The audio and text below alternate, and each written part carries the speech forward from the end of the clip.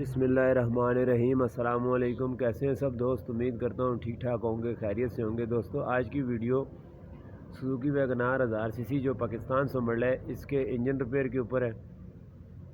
ये रिसेंटली गाड़ी मेरे पास आई थी। गाड़ी में मसला ये था कि गाड़ी आयल बहुत ज़्यादा कंज्यूम कर रही थी, आयल कम कर देती थी। 100-200 किलोमीटर के बाद इंजन का सारा आयल ख़त्म हो जाता था।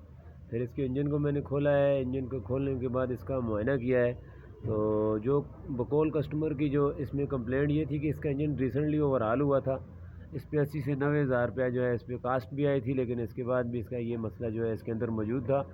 फिर उस मकैनिक के बकौल ये इंजन उन्होंने कहा कि इसको चेंज कर लें, ये जो है रिपेयर नहीं हो सकता। तो फिर ये गाड़ी मेरे पास आई है। जब मैंने इसको खोला है, इसका पूरा मुआयना किया है, तो वाकई इसके अंदर जो है वो ऑलरेडी इसके अंदर ओवरहालिंग हो चुकी थी। इसमें पिस्टन वगैरह और काफ़ी सारा काम जो है इसके अंदर ऑलरेडी वो कर चुके थे, लेकिन उसके बाद भी इसका मसला हल नहीं हुआ था। ये इसके इंजन का सारा जो सामान है ये पड़ा हुआ है, वाटर पम्प, इसका क्लच, इसकी जो भी पानी वाले पाइप, इंजन पोजीशन, इसकी जो भी कंप्लीट फिटिंग है, ये सारी इंजन की इधर पड़ी हुई है। इस इंजन को मैंने खोला है, इसका प्रॉपर भरपूर तरीके से जब मुआयना किया तो मैंने देखा है कि इसके पिस्टन रिंग वगैरह जो है उसके अंदर मसला नहीं था। इसकी क्रैंक शाफ्ट भी सही थी। इसमें मसला ये था कि इसके हेड के अंदर से जो है आयल आ रहा था। इसके हेड की ओवरहालिंग हुई है, लेकिन उसमें ख़राद का काम जो है वो प्रॉपरली नहीं हुआ। और फिर उस बंदे ने जिसने ये इस इंजन को ओवरहाल किया, उसने इसको प्रॉपर चेक नहीं किया, इसको फिक्स कर दिया। तो जिस वजह से ये आयल कंज्यूम कर रही थी, आयल खा जाती थी। हेड की तरफ से आयल जो है वो पिस्टन के अंदर जाके जल के फायर होके सिलेंसर से बाहर जा रहा था। गाड़ी बहुत ज़्यादा धुआं दे रही थी, काला और नीला दोनों मिक्स करके।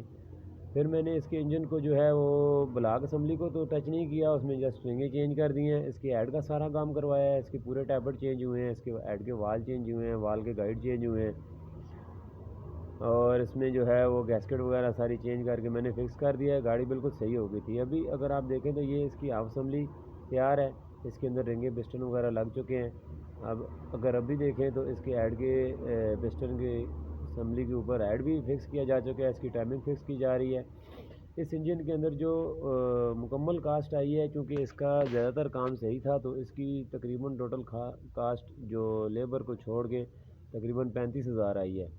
उसमें ऐड गैस्केट, ऐड के टैपेट, ऐड के वाल, गाइड वगैरह और ख़राद की मजदूरी, पार्ट्स सारा कुछ मिला के, पिस्टन रिंगे, इंजन ऑयल वगैरह, ये सारी टोटल कास्ट इसके ऊपर आई है। ये काफ़ी कम कास्ट आई है, क्योंकि इसकी जो है नीचे वाली असम्बली ठीक थी। इसके पिस्टन चेंज नहीं हुए, इसकी क्रैंक शाफ्ट का कोई काम नहीं हुआ, क्रैंक बैरिंग का कोई काम नहीं हुआ। इस वजह से ये जो है ख़र्चा कम आया है। मेरे ख्याल से अगर इसका पूरा इंजन ओवरहाल किया जाए, पिस्टन वगैरह सब कुछ अगर डाला जाए, तो इसकी कास्ट तकरीबन 60 से 70 हज़ार होगी।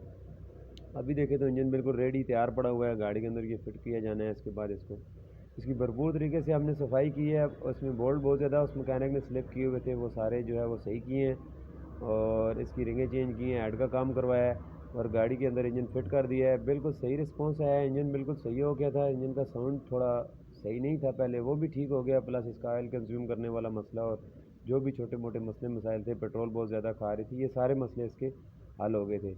विद लेबर इसकी कास्ट आई है 45 हज़ार। विदाउट लेबर सिर्फ पार्ट्स की कास्ट इस पे आई है 35 हज़ार। वीडियो पसंद आए तो लाइक ज़रूर कीजिए।